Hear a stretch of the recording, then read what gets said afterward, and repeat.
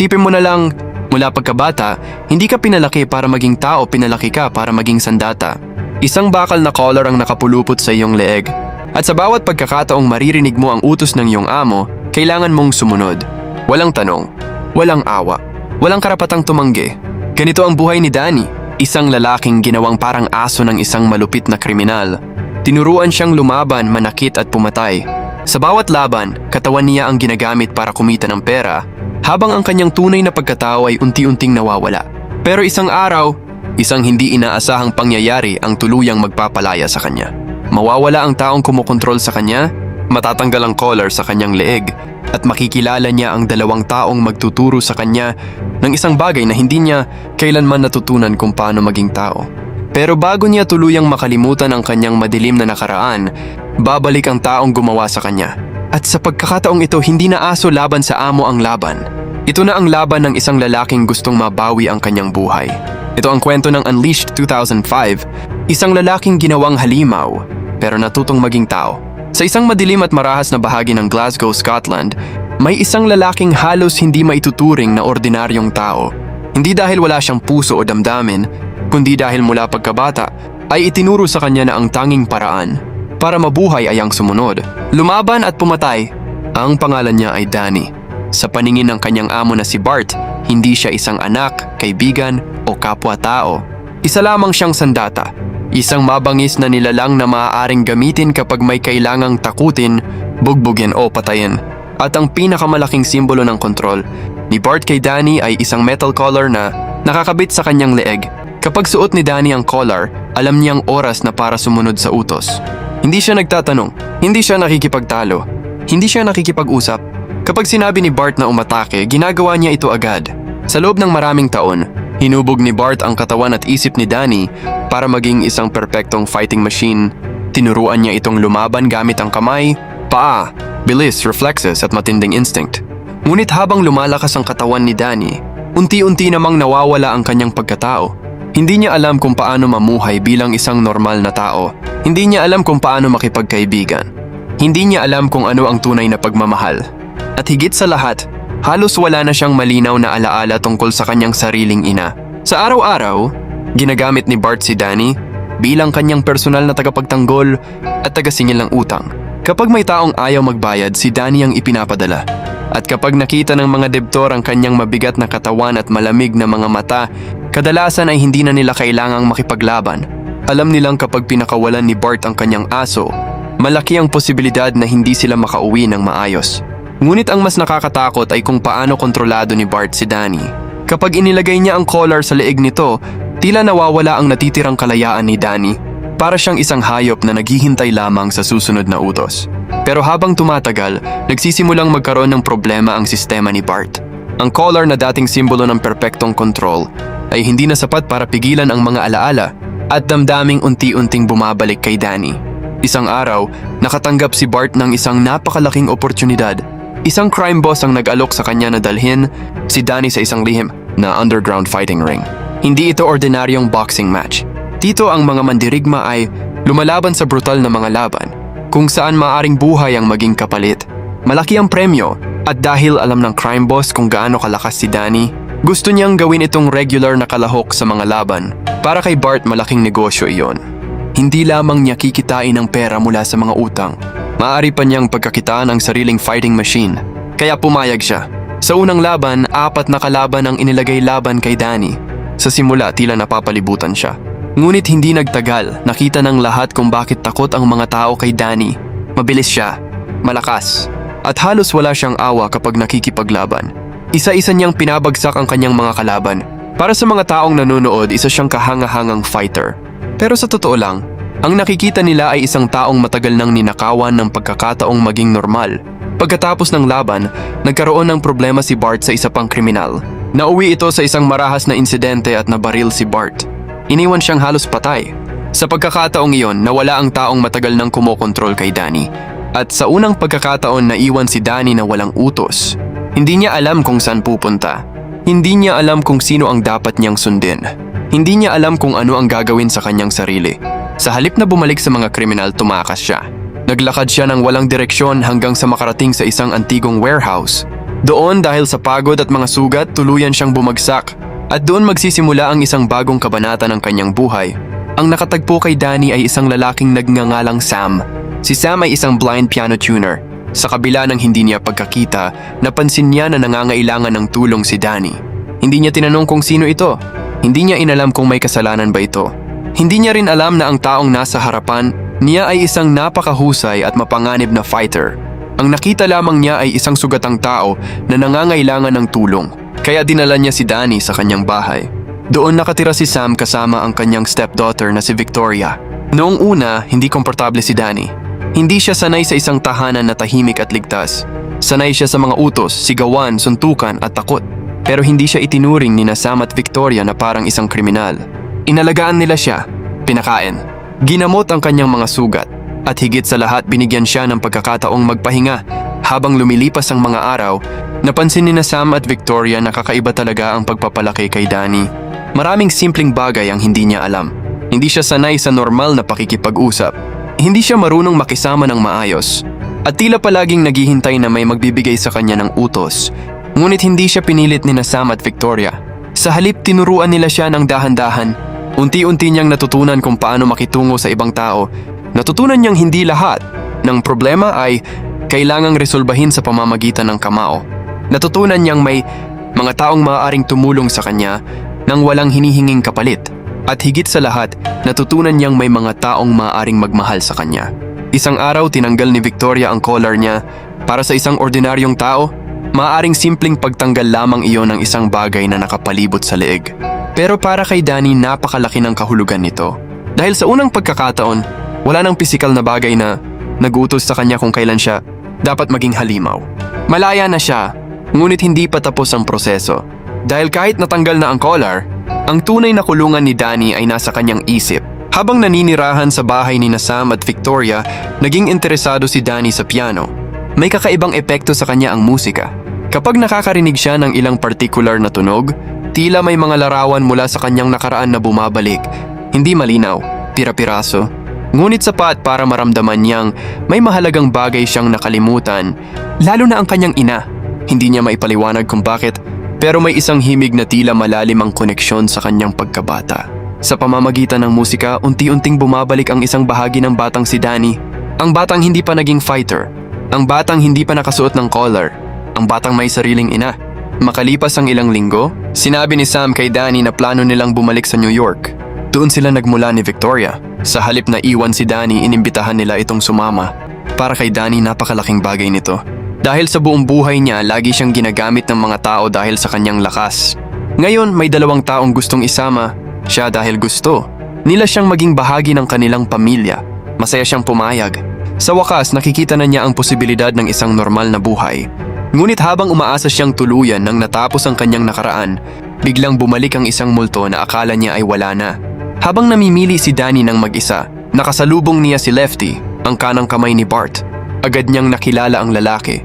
At pagkatapos ay sinabi ni Lefty ang pinakamasamang balitang maaari niyang marinig. Buhay pa si Bart. Hindi namatay ang taong akala niyang wala na. At bago pa makapagdesisyon si Danny, dinala siya ni Lefty pabalik sa kanyang dating amo. Muling nakita ni Danny ang taong sumira sa kanyang buhay. Ngunit sa halip na matakot, mayroon siyang isang mahalagang tanong. Gusto niyang malaman kung kilala ni Bart ang kanyang ina. Umaasa siyang baka may sagot si Bart tungkol sa nakaraan niya. Pero itinanggi ni Bart na kilala niya ang kanyang ina. At sa halip na bigyan siya ng katotohanan, ibinalik lamang siya sa underground fighting ring. Sa pagkakataong ito, 4 na kalaban ang muling inilagay laban kay Danny. Ngunit iba na ang Danny na ito. Hindi na siya simpleng fighting machine na gustong pumatay. May natutunan na siyang iba sa mga panahong kasama niya sina Sam at Victoria. Lumaban siya, gumamit ng napakahusay niyang skills. Pero nang mapabagsak niya ang kanyang mga kalaban, tumanggi siyang patayin ang mga ito. Galit na galit si Bart. Para sa kanya, ang awa ay kahinaan. Hindi niya maintindihan kung bakit nagbago si Danny. Para kay Bart, dapat manatiling halimaw si Danny. Ngunit sa puso ni Danny, unti-unti nang namamatay ang halimaw na yon. Dahil natutunan na niyang may halaga ang buhay. Dahil sa pagtanggi ni Danny na pumatay, ibinalik siya ni Bart sa kanilang compound at ikinulong. Ngunit hindi nagtagal ay nakatakas siya. Habang palihim na gumagala sa lugar, nakakita siya ng mga lumang litrato at isang larawan ang agad na nakakuha ng kanyang pansin. Isang babae, Isang mukha na tila matagal nang nakabaon sa kanyang alaala. Isang mukha na hindi niya maipaliwanag kung bakit napakapamilyar. Naniniwala siyang iyon ang kanyang ina. Hinarap niya si Bart. Ngunit sa halip na aminin ang katotohanan, nagsinungaling pa rin ito. Sinabi nitong ang ina ni Danny ay isang babaeng umalis at iniwan lamang siya. Ngunit hindi makumbinsi si Danny. May bahagi ng kanyang alaala na nagsasabing iba ang katotohanan. Kaya nakatakas siyang muli. Bumalik si Danny kina Sam at Victoria. Doon niya ibinahagi ang lahat. And sa kanilang tulong, sinimulan nilang pagsama-samahin ang mga piraso ng kanyang nakaraan. Unti-unting bumalik ang mga alaala. Nung bata pa siya, ang kanyang ina ay isang music student sa Glasgow. Mahilig siya sa musika at may pangarap sana sa buhay. Ngunit mahirap ang kanilang kalagayan. Dahil kapos sa pera, napilitan siyang humingi ng tulong kay Bart. Ngunit habang ginagawa niya iyon, itinago niya ang batang Danny sa isang closet. Ayaw niyang makita ng anak ang masasamang nangyayari. Ngunit sa kabila ng pagtatangka niyang protektahan ang kanyang anak, hindi niya tuluyang nakontrol ang sitwasyon. Dumating ang sandaling tumanggi siyang sundin si Bart. At doon naging marahas ang lahat. Pinatay ni Bart ang kanyang ina. Ang batang si Danny ay naiwan na may napakasakit na alaala. At sa halip na iligtas at alagaan siya, kinuha siya ni Bart at ginawa siyang sariling sandata. Mula noon, sinimulan niyang burahin ang dating pagkatao ni Danny. Tinuruan niya itong lumaban, tinuruan niyang sumunod, at tinuruan siyang huwag magtanong. Kaya pala hindi maalala ni Danny ang kanyang ina. Hindi dahil walang halaga ang kanyang ina sa kanya, kundi dahil sinikap ni Bart na burahin ang katotohanan, ngunit hindi pumayag si Bart na mawala si Danny. Isang araw, dumating siya kasama ang kanyang mga tauhan sa apartment complex ni Sam at Victoria. Gusto niyang kunin muli si Danny. Alam ni Danny na kapag nakita ni Bart ang kanyang bagong pamilya, maaaring mangyari sa kanila ang parehong nangyari sa kanyang ina. Kaya itinago niya sina Sam at Victoria sa isang closet. Pagkatapos, siya mismo ang humarap sa mga tauhan ni Bart. Isa-isa silang bumagsak. Hindi na lumalaban si Danny para sa pera. Hindi na siya lumalaban dahil may nag-utos. Lumaban siya para protektahan ang mga taong unang nagpakita sa kanya. Kinalsa ni Bernib sabihin na pamilya. At pagkatapos, dumating ang pinakamahalagang sandali. Nakaharap na niya si Bart. Sinubukan ni Bart na gamitin ang dati niyang paraan. Sinubukan niyang kausapin si Danny na parang siya pa rin ang amo nito. Sinabi niyang bumalik na lamang siya sa dati. Bumalik sa buhay na alam niya. Bumalik sa pagiging isang sandata. Ngunit hindi na siya ang dating Danny. Hindi na siya kontrolado ng collar. Hindi na siya natatakot. At hindi na niya kailangan si Bart. Tumanggi siya. Sa wakas pinakawalan ni Danny ang lahat ng galit na matagal niyang kinimkim. Sinugod niya si Bart at buong lakas itong binugbog. Sa unang pagkakataon, ang taong laging nag-uutos ay wala ng kapangyarihan. Si Bart ang nakahandusay. Si Bart ang walang laban. At si Danny ang may pagkakataong magdesisyon kung paano magtatapos ang lahat. Ngunit nang malapit na niyang patayin si Bart, lumabas sina Sam at Victoria. Nakiusap sila kay Danny na huwag siyang patayin. Dahil alam nilang kapag pinatay niya si Bart dahil sa galit, maaring bumalik siya sa taong dati niyang kinamumuhian. Ngunit patuloy pa rin ng hamak at nanukso si Bart.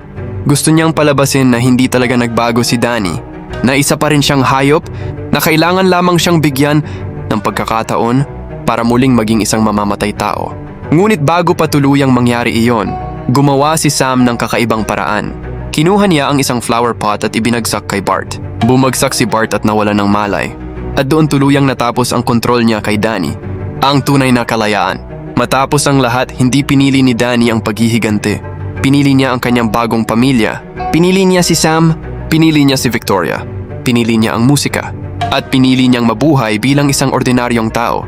Makalipas ang ilang panahon, makikita si Danny kasama si Sam sa Carnegie Hall. Sa harap nila ay si Victoria na nakaupo sa piano. Tahimik na naghihintay si Danny habang nagsisimula itong tumugtog. At nang marinig niya ang unang mga nota, agad niyang nakilala ang himig. Ito ang kantang konektado sa kanyang pagkabata. Ang kantang nagpapaalala sa kanyang ina. Ngunit ngayon iba na ang kanyang nararamdaman. Dati ang kantang iyon ay konektado sa sakit at trauma. Ngayon konektado na rin ito sa isang bagong pamilya. Habang patuloy na tumutugtog si Victoria, tahimik nang ngumiti si Danny. Wala ng collar, wala ng Bart, wala ng underground fighting. Wala ng taong magsasabi sa kanya kung ano ang dapat niyang gawin. Sa wakas, ang lalaking dating itinuring na isang attack dog ay nakaupo sa isang lugar kung saan ipinagdiriwang ang musika at sining. And sa simpleng ngiti niya, malinaw na ipinapakita ng pelikula na ang pinakamalaking laban ni Danny ay hindi laban sa mga taong kanyang nakalaban sa ring. Ang pinakamahirap niyang laban ay ang pagbawi sa sarili niyang pagkatao. Dahil kahit ilang taon siyang ginawang sandata, hindi tuluyang nawala ang tunay na Danny. Nakatago lamang siya sa ilalim ng takot, galit at kontrol. At sa tulong ni Sam at Victoria muli siyang nakalaya. Hindi lamang mula sa metal collar sa kanyang leeg, kundi mula sa kadena ng kanyang nakaraan. Sa huli, hindi lakas ang tunay na nagligtas kay Danny. Hindi rin ang kanyang galing sa pakikipaglaban. Ang tunay na nagligtas sa kanya ay ang unang dalawang taong tumingin sa kanya, hindi bilang isang halimaw o isang sandata, kundi bilang isang taong karapat-dapat mahalin. Ipinapakita ng Unleashed na hindi kailanman dapat tanggalan ng pagkakataon. Ang isang tao na pumili kung sino siya at kung ano ang gusto niyang maging. Si Danny ay pinalaki sa takot at karahasan. Ginawa siyang sandata at itinuring na parang hayop, kaya hindi niya alam kung paano mamuhay bilang isang normal na tao. Pero nang makilala niya sina Sam at Victoria, unti-unti niyang natutunan na hindi kailangang puro galit at pakikipaglaban ang buhay. Makikita rin natin na ang tunay na lakas ay hindi nasusukat sa kakayahang manakit o pumatay. Mas mahirap pigilan ang sariling galit kaysa manalo sa isang suntukan. Sa huling laban ni Danny kay Bart, nagkaroon siya ng pagkakataong tapusin ang taong sumira sa kanyang buhay. Pero pinili niyang huwag maging katulad nito. Ipinakita niyang ang pinakamalaking tagumpay ay ang kakayahang putulin ang siklo ng karahasan. Mahalaga rin ang ipinakita ni Sam at Victoria. Minsan, ang isang taong tila wala ng pag-asa ay nangangailangan lamang ng kabutihan, pagtanggap at isang taong maniniwala sa kanya. Hindi nila binago si Danny sa pamamagitan ng puwersa. Tinuruan nila siyang makaramdam, magtiwala at mamuhay ng malaya. Sa huli, ipinapaalala ng pelikula na kahit gaano kadilim ang ating nakaraan, hindi ibig sabihin na doon na rin dapat magtapos ang ating buhay. Maaaring hindi natin mabago ang mga bagay na nangyari noon, pero maaari nating piliin kung ano ang magiging buhay natin mula ngayon. Ang tunay na kalayaan ay hindi lamang ang pagtanggal sa kadena, ito ay ang pagkakaroon ng lakas ng loob na piliin, ang kabutihan kaysa paghihiganti, at ang kapayapaan kaysa karahasan.